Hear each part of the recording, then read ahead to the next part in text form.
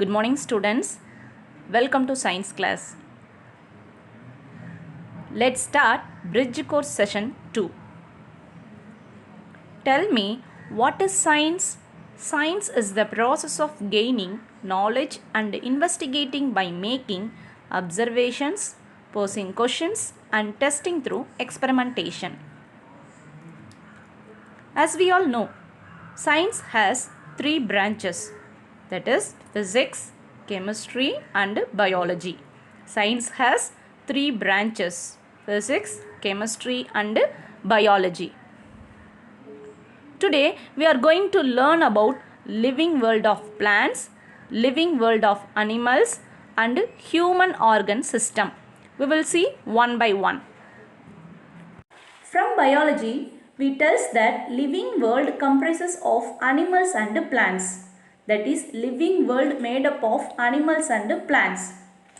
Students, from our surroundings, have you might seen plants? Tell me, what is plant?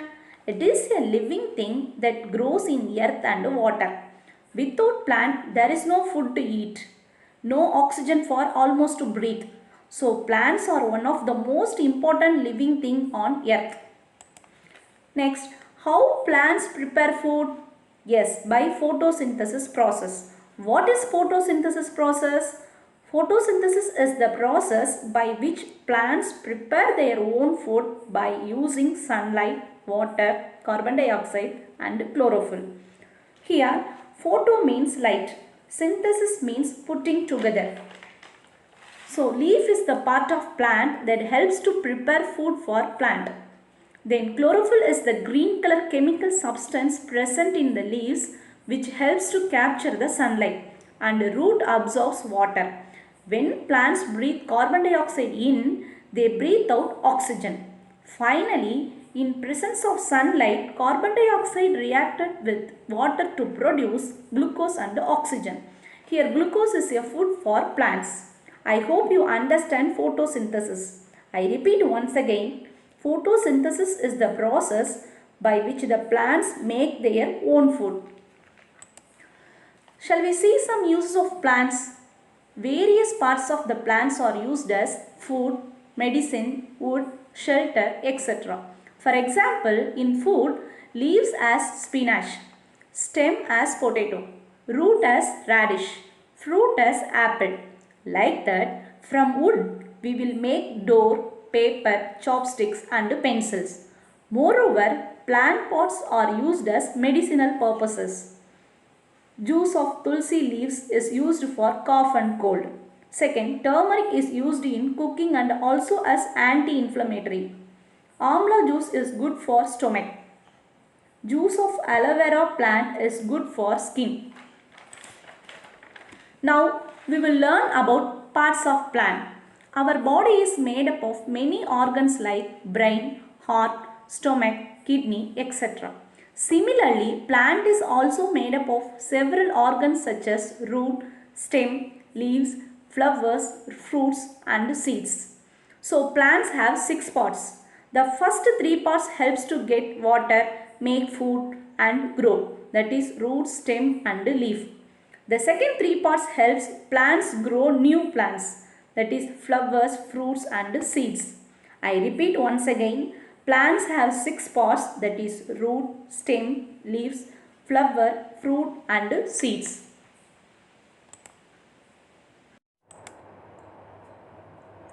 Now we will study about two main parts of plant. First one, shoot system. Second one, root system. Shoot system is present above the soil, which gives support to plant. Shoot system bears stem, branches, leaves, flowers, vegetables and fruits. Root system is present below the soil and it is underground, which helps the plant to fix in the soil. I repeat once again, two main parts of plants are shoot system and root system. Okay students, we will see the parts of plant one by one. First one, root system. The underground part of the main axis of a plant is known as root, that is present below the surface of soil. Root has no nodes and internodes. It has a root cap at the tip. Root cap is type of tissue protects the tip of growing root. Moreover, roots are positively geotropic in nature. What is geotropic? Response of a plant to grow toward or away from gravity. That means roots grow downward and stems grow upwards. That is in the opposite direction. Listen students, maximum plant root growing in the direction of gravity. So roots are positively geotropic in nature. Now we will see the types of root system. First one taproot system, second one fibrous root system. See here, taproot is a single root. Fibrous root is a bunch of roots. We will see one by one. Taproot system. It consists of a single root called taproot, which grows straight down in the ground. Smaller roots called lateral roots, which are arise from the taproot. They are seen in dicotyledonous plants. Dicotyledonous plants that has a pair of leaves at the embryo of seed. Dicotyledon also known as dicot. See the picture. Main root is called primary root. Branch is called secondary root. And the sub-branch is called tertiary root. Rootlet is small root from tertiary root. Once again I repeat, taproot consists of a single root. Let's see some examples for taproot system. Bean, mango, neem, carrot, beetroot, turnip, radish, red radish, rose flower and sunflower plants are consist of taproot system. Next we will see fibrous root system. It consists of a cluster of roots arising from the base of the stem. Here cluster of roots means bunch of roots. They are thin and uniform in size. It is generally seen in monocotyledonous plants. Monocotyledonous means plants has a single embryonic seed leaf. It is also known as monocot. See the picture. There is bunch of roots arising from the base of the stem called fibrous root. Shall we see some examples for fibrous root system? Grass, sugarcane, paddy, bamboo, wheat, maize plants are consist of fibrous root system. Now we will learn about functions of the root. Root helps the plant to fix in the soil, absorb water and minerals like nitrogen, potassium, phosphorus from the soil, stores food in some plants like carrot, beetroot, etc. Home. Now we will study about shoot system. The aerial part of the plant body above the ground is known as the shoot system. As I said earlier, shoot system consists of stem, leaves, flower and fruits. First we will see stem. Main axis of the shoot system is called stem. It grows above the soil, supports the plant, carries food and nutrients from the roots and the leaves to other parts of the plants. Also it has nodes and internodes. Nodes are the parts of stem where leaf arises. Part of the stem between two successive nodes are called internode. The bud at the tip of the stem is known as apical or terminal bud.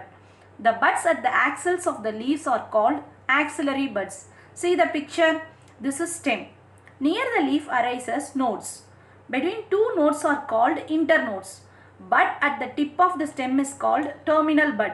Axils of the leaves called axillary buds. Now shall we see functions of the stem.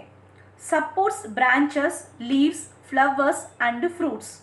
Transports water and mineral from roots to upper plant parts. Also transports the prepared food from leaves to other parts through stem. Stores food as in the case of sugarcane. That is, stem is the store center of sucrose and sugar. Next we will learn about leaves. Leaves are flattened outgrowth of stem. Once again I repeat, leaves are flattened outgrowth of stem. Leaves used for photosynthesis, respiration and transpiration. Leaves produces food used by the plant and also store it for later use. Now we will see structure of a leaf, that is parts of the leaf. A leaf has a stalk called petiole. Flat portion of leaf is called lamina or leaf blade. On lamina there is vein and main vein called midrib. Leaf connected in the nodal region of the stem is known as the leaf base. Plant possesses a pair of lateral outgrowth on the base on either side of axillary bud called stipules. Lateral outgrowth means growth in outside of the base called stipules. Green color of the leaf due to the presence of green color chemical substance called chlorophyll. Lower side of the leaf contains tiny pores called stomata. See the picture carefully. I repeat once again. Leaf stalk called petiole. Flat portion is called lamina or blade. Leaf connecting nodal region of stem called leaf base. Lateral outgrowth on the base called stipules. Chlorophyll is a color pigment reason for green color leaf. Tiny pores in lower side leaf is called stomata. Next we will learn about functions of the leaf. Leaves prepare food by the process of photosynthesis, which I explained earlier.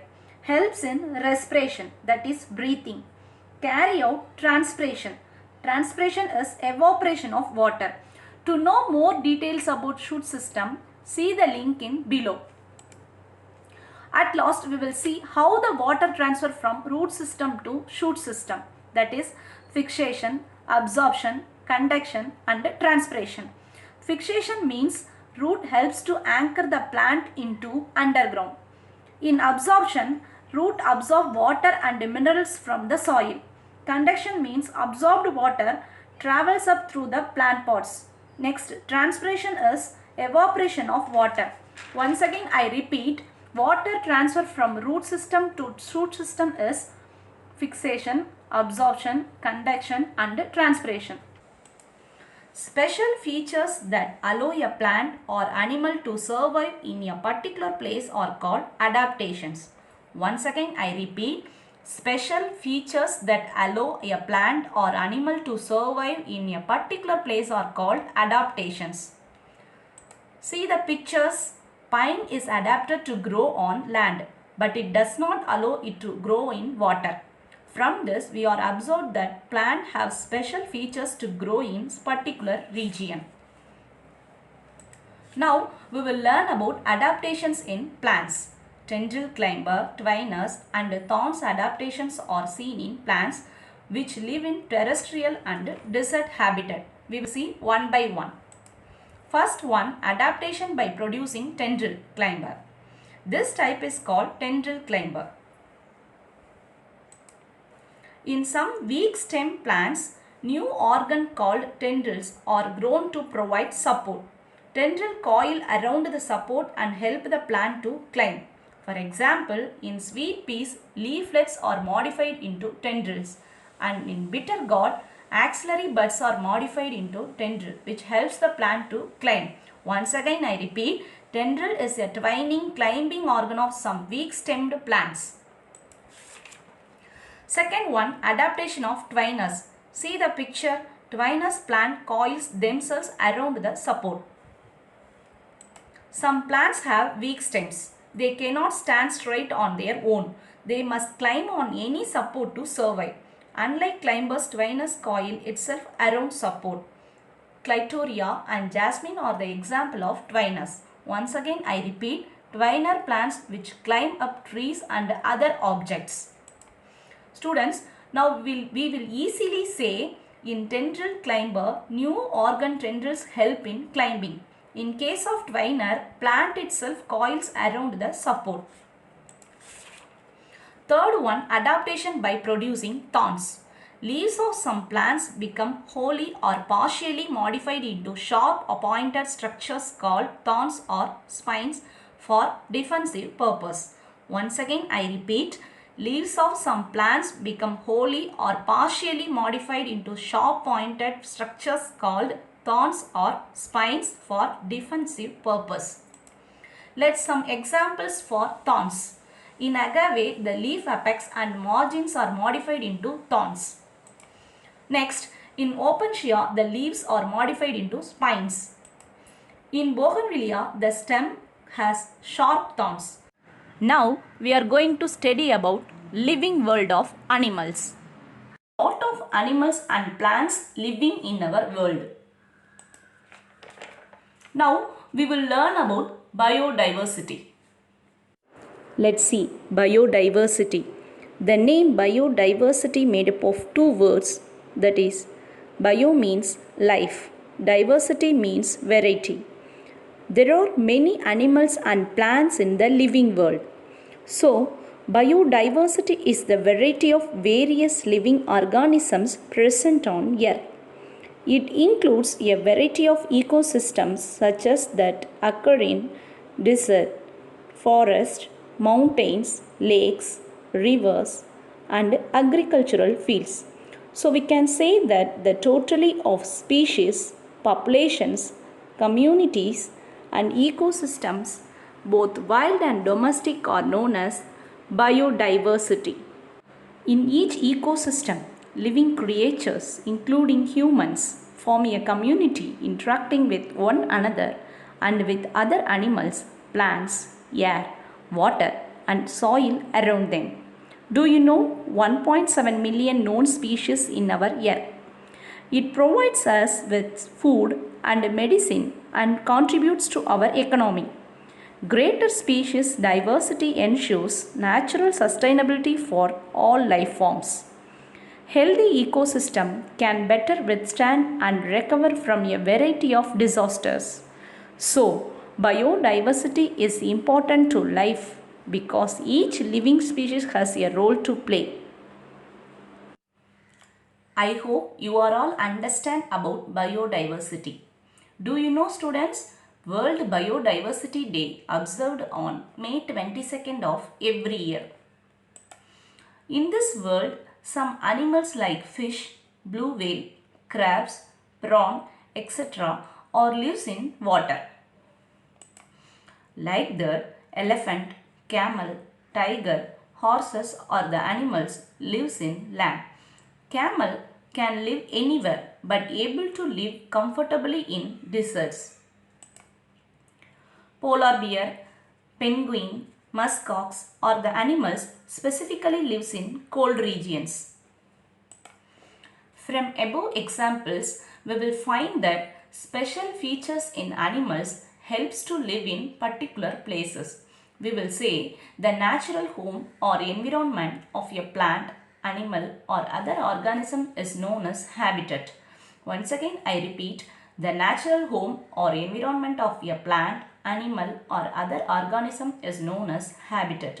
To know more details about habitat, see the link in below.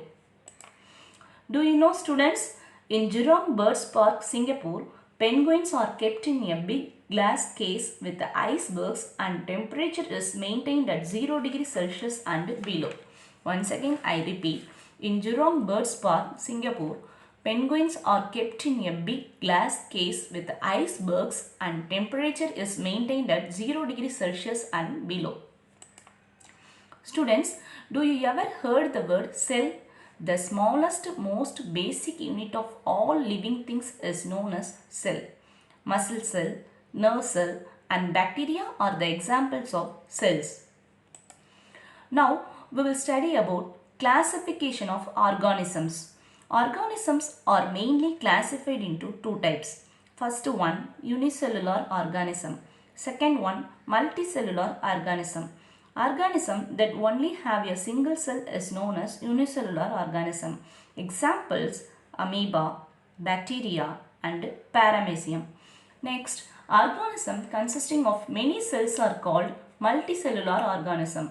Examples, plants and animals. Once again I repeat, organisms are mainly classified into two types. First one, unicellular organism. Second one, multicellular organism. We will see one by one. First one, unicellular organism. From name itself, we will find the meaning of word yes. Uni means one or single cell present in the organism is known as unicellular organism. Amoeba, Euglena, Paramecium and bacteria are the examples of unicellular organisms. These organisms are very small and need to be seen with a microscope. These organisms cannot be seen with the naked eye. Once again I repeat, organisms are made up of a single cell or called unicellular organisms. This is a microscope used to see the microbes. because microbes are few micrometers length and able to see only in microscope. Okay, let's see about organelles. What is organelle? An organelle is a structure found within a cell that has a specific job it performs to keep cells functioning properly. For example, inside a human body, there are organs that do special jobs to keep the human alive. Like that, inside a cell, there are organelles that do special jobs to keep the cell alive. Mitochondria, ribosomes, nucleus are the organelles of a cell. Shall we see some examples for unicellular organisms? First one, amoeba. It is an unicellular organism. It does all the activities like digestion, locomotion, respiration and reproduction. Here locomotion means movement. It swallows food from the water and the food is digested in the food vacuole. Here swallows means allows. Contractile vacuole helps in excretion. Here contractile vacuole is one of the organelle present inside of amoeba. It collects excretory waste such as ammonia. Respiration is by simple diffusion through the body surface. They have finger-like structures called pseudopodia, also known as false foot, which help in movement or locomotion. Once again I repeat, it does all the activities like digestion, locomotion, respiration and reproduction. It allows food from the water and the food is digested in the food vacuole. Contractile vacuoles helps in excretion. Respiration is by simple diffusion through the body surface.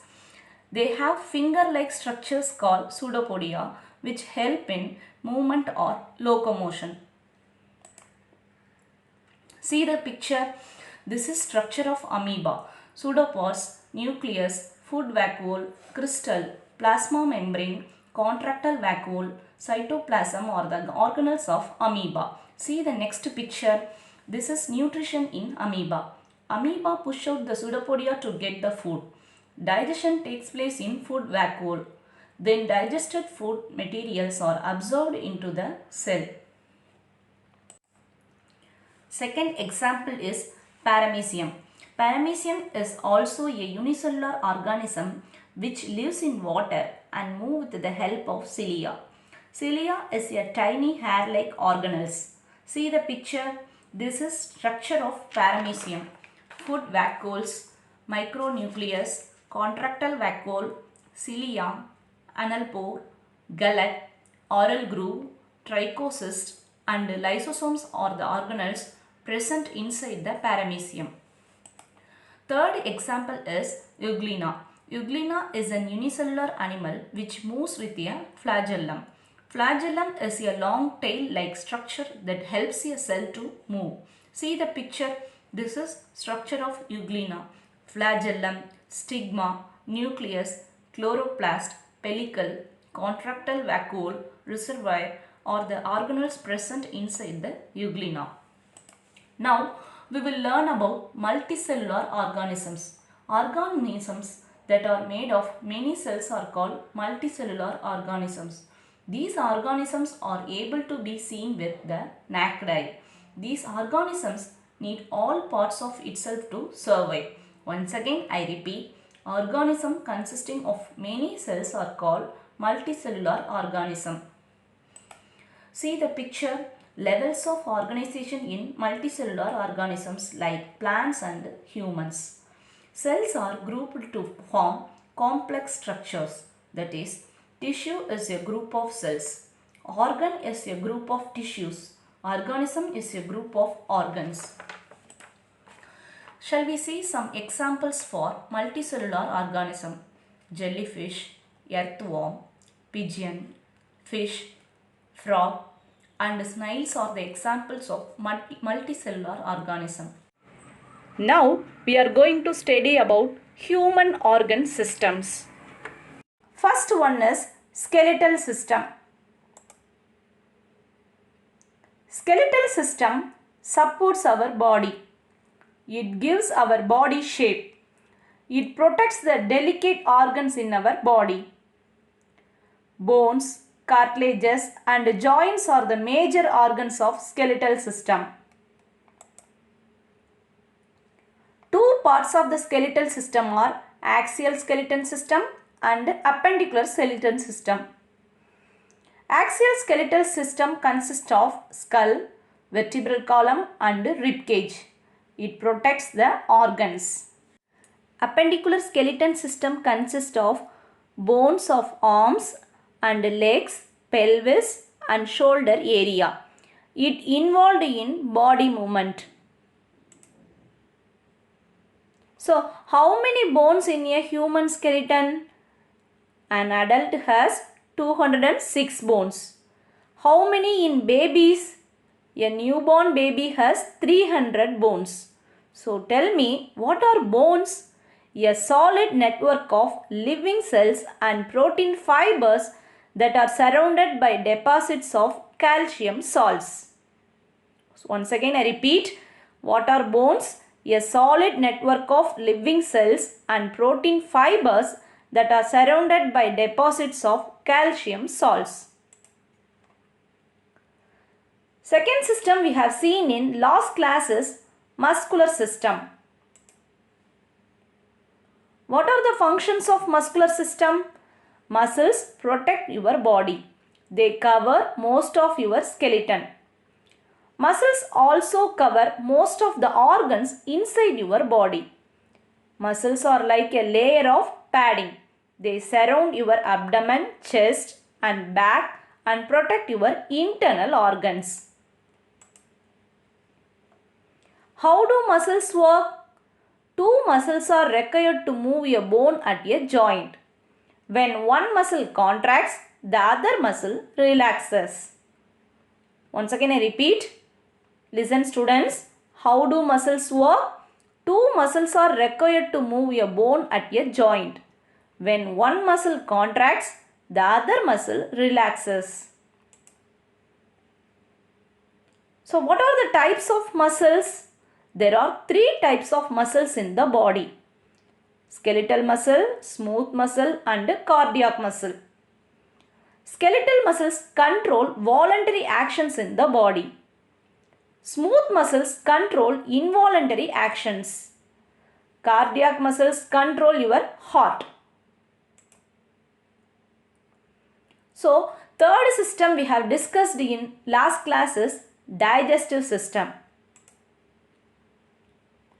Digestive system consists of the alimentary canal and associated glands. What is alimentary canal? It is a long tube, includes organs. This system is involved in the conversion of complex food substances into simple forms and absorption of digested food. Once again I repeat, digestive system consists of the alimentary canal and associated glands. This system is involved in the conversion of complex food substances into simple forms and absorption of digested food. Alimentary canal includes mouth, pharynx, esophagus, stomach, small intestine, large intestine, rectum and anus.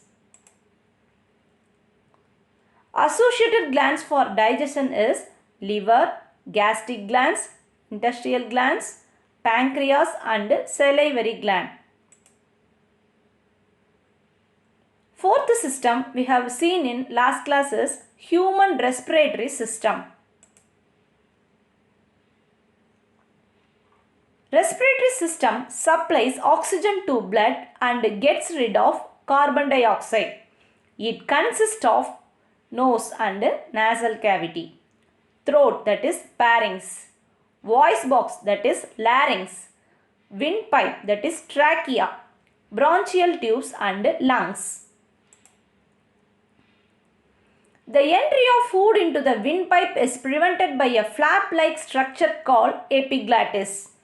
Once again I repeat, the entry of food into the windpipe is prevented by a flap-like structure called epiglottis. Lungs are the main respiratory organ. They are located within the chest cavity.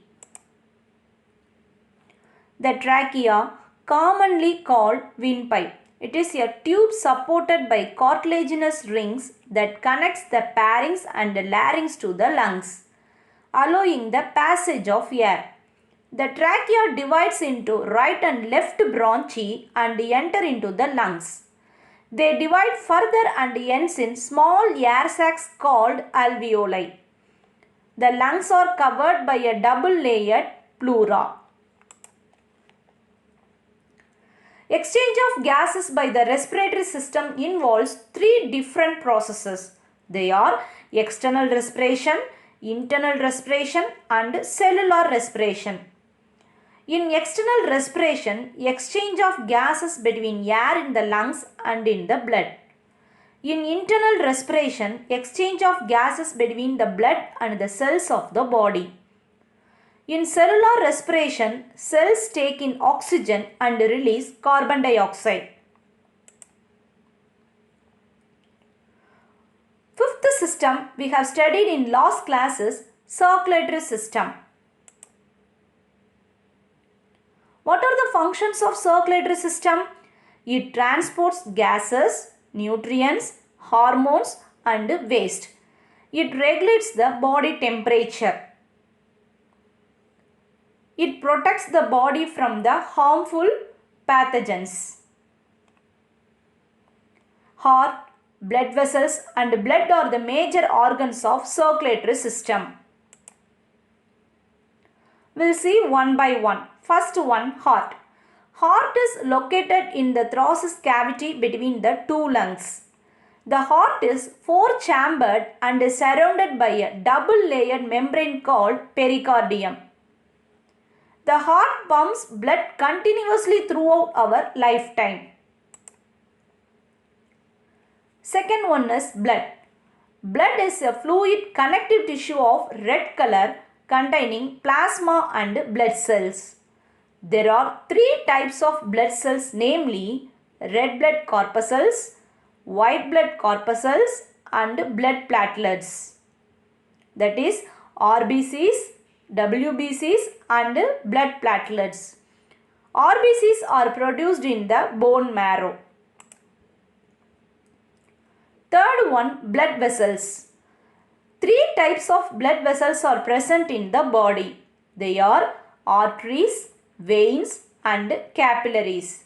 They form a closed network through which the blood is circulated. So once again I repeat, three types of blood vessels are present in the body. They are arteries, veins and capillaries.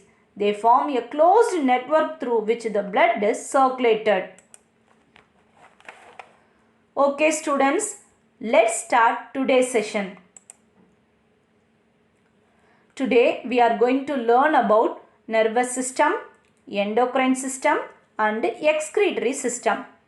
So above these topics covered into book page number 77 to 81. Students, make a note of important points. If you are having any doubt, note the question in notebook and it will be clarified on the day of reopening. Okay students, today we are going to study about nervous system. Nervous system is well developed in human and is composed of neurons or nerve cells. Once again I repeat, nervous system is well developed in human and is composed of neurons, otherwise called nerve cells. Nervous system includes brain, spinal cord, sensory organs and nerves. What are sensory organs? There are 5 sensory organs. They are eyes, ears, nose, tongue and skin. Important functions of the nervous system along with the endocrine system are conduction and coordination. Once again I repeat, important functions of the nervous system along with the endocrine system are conduction and coordination. So, nerves combinedly conduct the message from brain and do the action. This is the picture of nervous system. Here, brain is the part of the central nervous system that regulates and controls activities throughout the body, the site of consciousness and memory.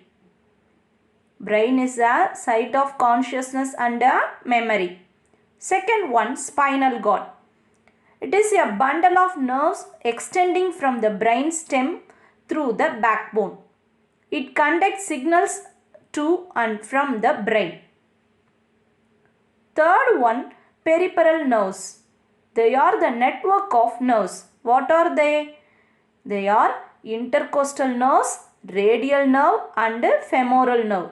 So, peripheral nerves are the network of nerves and ganglion that carry signals to and from the central nervous system. So, all the bodily activities, voluntary and involuntary, are controlled by the nervous system. Let's see the parts of nervous system one by one. First one is brain. Brain is a complex organ which is placed inside the cranium. See the picture. This is brain. This is cranium. So, brain is a complex organ which is placed inside the cranium. Brain is protected by a 3-layered tissue coverings called meninges. See the picture, students. Brain is protected by a 3-layered tissue coverings called meninges. What are they? Dura mater, organoid and pia mater. Brain has 3 regions, namely forebrain, midbrain and hindbrain. Forebrain also called cerebrum. Midbrain also called cerebellum. Hindbrain also called medulla oblongata. It is called brainstem. So once again I repeat, brain has 3 regions, namely cerebrum, cerebellum and medulla oblongata. Brain is the controlling center of the body. Once again I repeat, brain is the controlling center of the body. It controls all the activities of the body.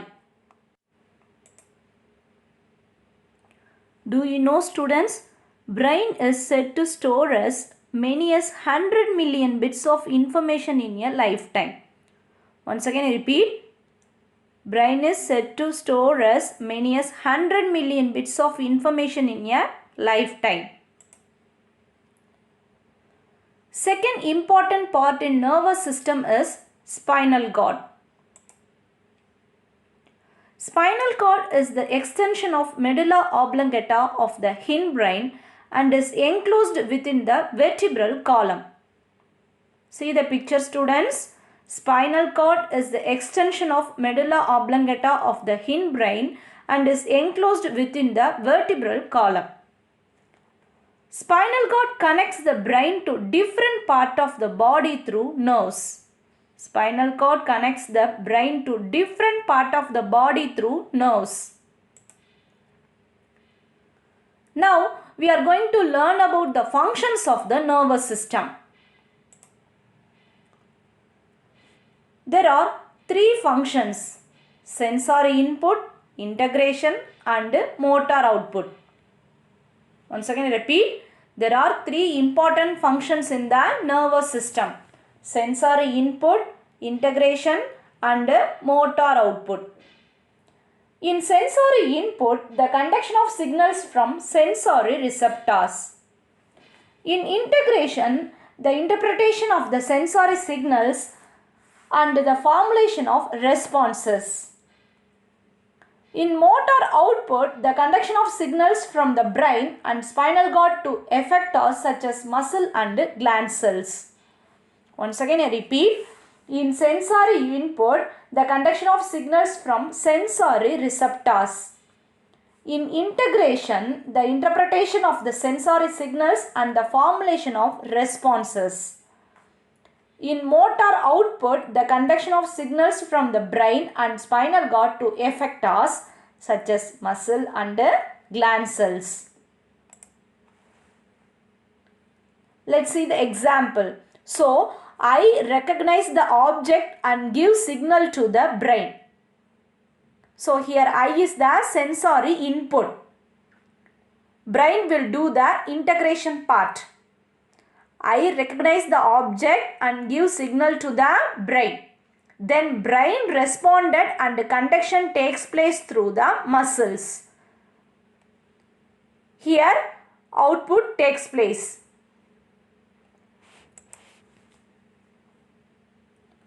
Now we are going to learn about sense organs. Sense organs are like the windows to the outside world.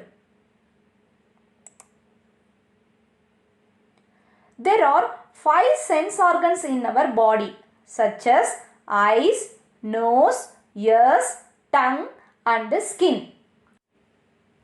Once again I repeat, there are 5 sense organs in our body such as eyes, nose, ears, tongue and skin. They make us aware of our surroundings. We are able to see, smell, hear, taste and touch only through sense organs. Now we will learn one of the sense organ, eyes. We see the world through our eyes. Eyes are help us to see things around us. That is their color, shape, size, whether they are near or far, moving or at rest. The eyelids and eyelashes keep the eyes safe. See the picture, this is eyelash, this is eyelid.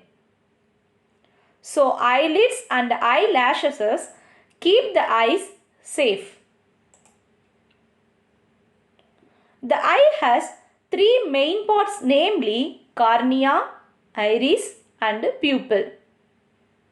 Once again I repeat, the eye has 3 main parts, namely cornea, iris and pupil.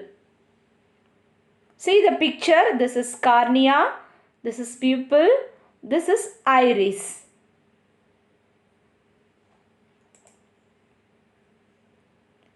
Next sense organ we are going to learn is ears. Ears help to hear and differentiate sounds around us.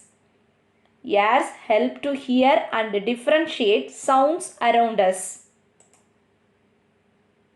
The ears also help us in maintaining the balance of the body when we are walking, running or climbing.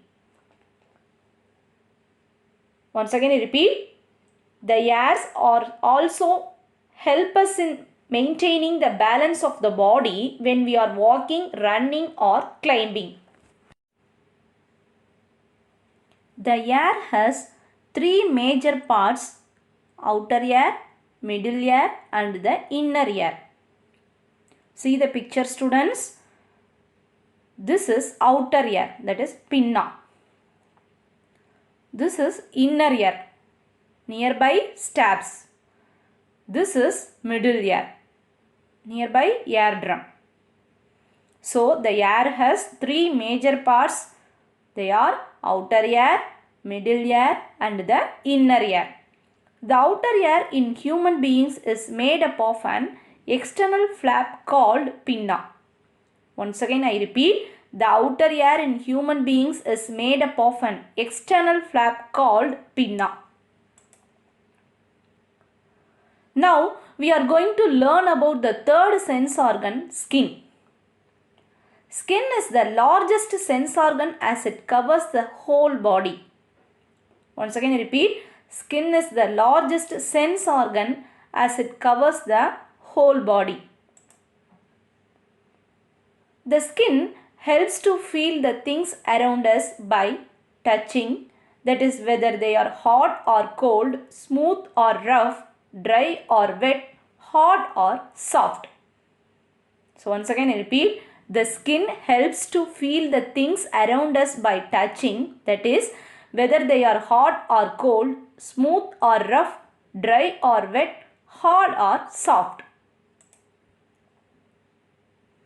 There are 3 layers in the skin. First layer, that is upper layer, is called epidermis. See the picture, students. Second layer, that is in middle, dermis. Third layer, that is base layer, is called hypodermis. Also, skin protects the body from injury and germs and removes some waste. Skin protects the body from injury and germs and removes some waste. Skin also keeps the body moist and regulates the body temperature. Once again repeat, skin also keeps the body moist and regulates the body temperature. Next, we will learn about functions of the skin. Skin forms an effective barrier against infection by microbes and pathogens. Skin helps us to synthesize vitamin D using sunlight.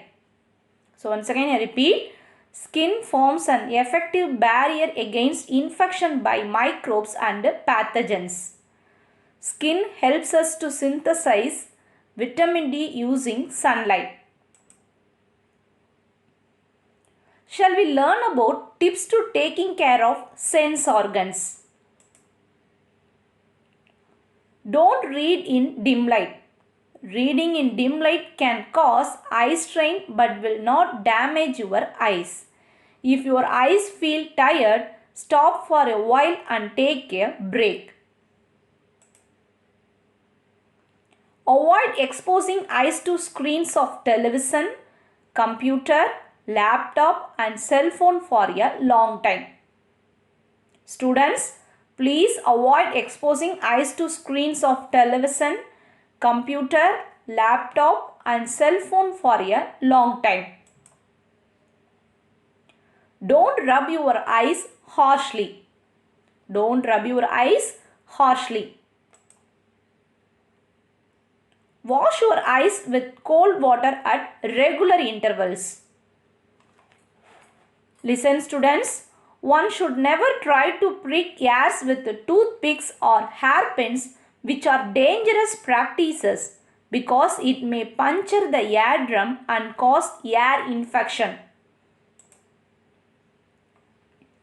Ears should be protected from hot blows. Ears should be protected from hot blows.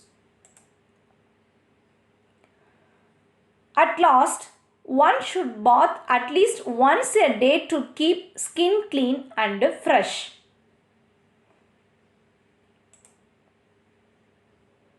Now we are going to study about endocrine system.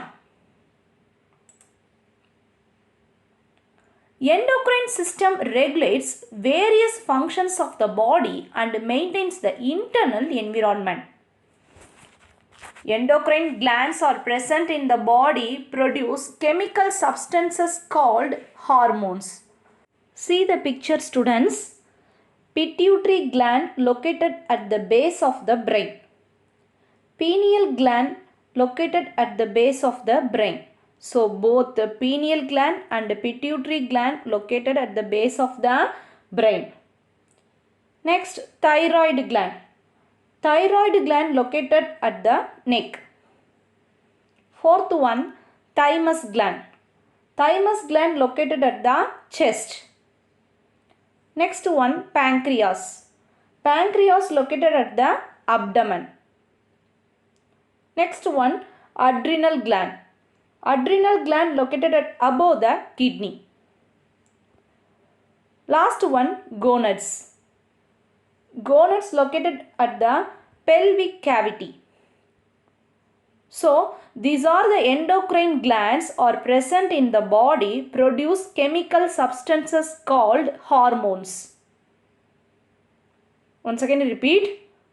Pituitary gland, pineal gland, thyroid gland, thymus gland, pancreas, adrenal gland and gonads or the endocrine glands are present in the body produce chemical substances called hormones. Now we are going to study about excretory system. The nitrogenous wastes are removed from the body by the excretory system. It is composed of kidneys, ureters, urinary bladder and urethra. See the picture, students. Here, bean-shaped structures called kidney. Below that, tube-like structures called ureter. This is bladder. Below that, this is urethra. So once again I repeat, the nitrogenous wastes are removed from the body by the excretory system. It is composed of kidneys, ureters, urinary bladder and urethra. Now we will learn about kidneys. These are bean-shaped structures present in the abdominal cavity. The functional units of the kidney are called nephrons, which filter the blood and form the urine.